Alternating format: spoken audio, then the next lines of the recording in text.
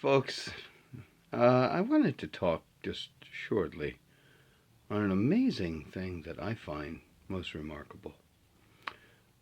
Not just in the phonograph industry, with machines and with records and with various paraphernalia of those industries. Why is there so much of it? Pretty amazing when you think about it. You know, the Edison company, by 100 years ago, had pretty well ceased outside horn cylinder machines. They were really on the last leg of that. They were looked upon as obsolete. And somehow, they have survived. A lot of them. It's remarkable. You want to have fun? Go on eBay and type out Edison phonograph. There's a plethora of various cylinder machines. This gives you an idea how many there are in this world. Also the records. You know, we went through two massive world wars, several depressions, several recessions, and a few panics, which we don't like to use that term anymore. And in all of these various things, there were ways of making money by selling old crap. And amazingly, a lot of people lived in the same house for many, many years, and I think that's really cool. I envy that. But there are people who live generation upon generation in the same house. And a lot of times what would happen is everything would just work its way up into the attic. And you would have a multi-generational horde of whatnot up there. I can share a little story and thought it would be fun to talk about. I used to help an old lady in town when I was a kid. Now, I must tell you, when I was a kid was a long time ago. And she was well in her 80s at the time. Her name was Miss Jennings. And Miss Jennings was most fascinating. Of course, she had no refrigerator. Never had one. Also, she had a coal or wood burning stove in the kitchen that she cleaned with lamp black. It was a massive, heavy thing. It was from the 1890s. She still cooked on it. The house had heating that was coal-fired. And this is one of the things that I would do when I would go there. I would shovel coal in her basement to fill up the furnace, so she would have heat at night.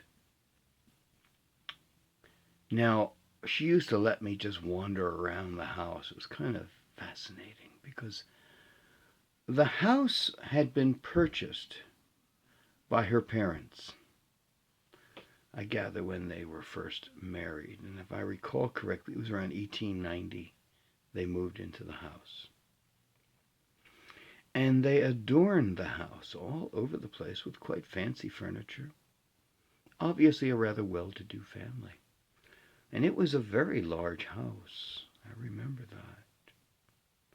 In fact, the house still exists, but it has been gutted, and it has like 8 apartments in it. Give you an idea how big it was.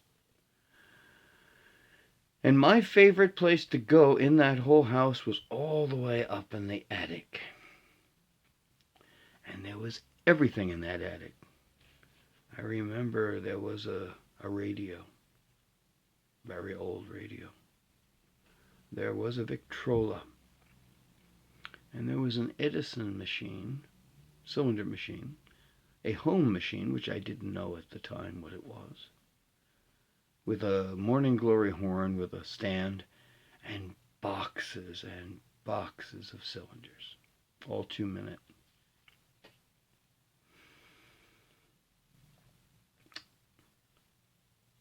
I remember one day she let me pull it out and I tried to put it all together. Now, granted, I was at this time maybe 13, and I really didn't know too much yet about some of the aspects of the Edison phonograph. But I was able to put it together and figure it out, but it was missing the rubber that held the horn to the reproducer. And that machine, I am very sure that machine had not run since the time they had gotten the Victrola. And the Victrola it had a crank toward the front, which told me it was probably around 1912, 1914, right around there. And this 2-minute home machine was from around 1905, from what I could tell. Now, there might have been an earlier one within the house. I don't know. But it was a very, very unique place for several reasons. First off,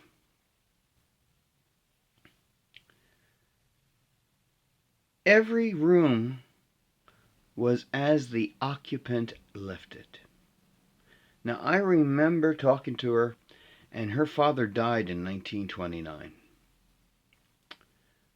All the clothes were still hanging in the closet. This was 45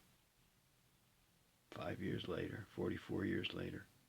It was much earlier than that, come to think of it. It was like 42 years later. And it was really bizarre. It was like the rooms were waiting for them to return. And everything was there. And I took care of her until she died. She died in her upper 80s. But I remember going there, I remember buying some books from her. And just marveling at what it was like to live in the 1890s, because that's what existed there. There was just a lot of stuff from the 1890s and the first decade of the 20th century. And then it got sparser and sparser as we got in. And she didn't buy anything. Everything in that house was still operating as it had in 1929. So it was really an experience for me. But all that stuff was there, and I'm wondering, there are so many machines around, so many records around. She said she would sell it to me. She said I could buy the machine and the 200 records. I remember that. She wanted $75. I didn't have that kind of money. I could come up with like 25, maybe 30. And so I didn't get the machine. She wouldn't give it to me. She was stuck on that price of 75.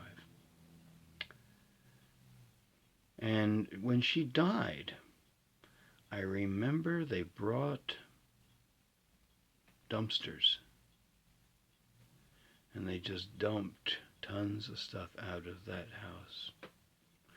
I don't know if those records were dumped. I don't know if that machine was dumped. I don't know if those radios were dumped or the Victor machine. But a lot of people don't really appreciate old things. And they were destroyed. But I'm of the belief that a vast majority of the things that exist today are because of the Miss Jennings in the world. That they grew up in a house and everything stayed in the house. And when the time came, people came and bought some of this stuff. That's why there's an awful lot of this stuff around. Because think about it. How many records there are. How many cylinders there are. How many machines. I'm just talking about phonographic things. We can go in every which direction and talk about stuff. Think about how many things have survived. Pretty amazing. But you know something? It's not going to be like that now because we live in a throwaway society. Everything gets tossed in the garbage. Therefore, there won't be too much to look at of stuff that we had. Of course, there will be existing examples, but it won't be as common as 100 years earlier, which is really kind of odd if you think about it, but that's the way it is. But so I'm happy that there are lots of records. I'm glad I can find some of these recordings.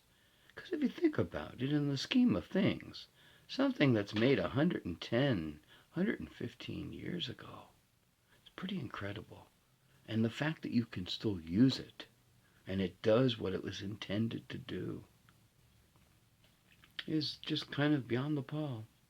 So I think it's great, and I'm sure a lot of you folks who are watching this, perhaps you have known a Miss Jennings or known a family like this. And from that, so many wonderful things are preserved, not deliberately, but just by happenstance and chance.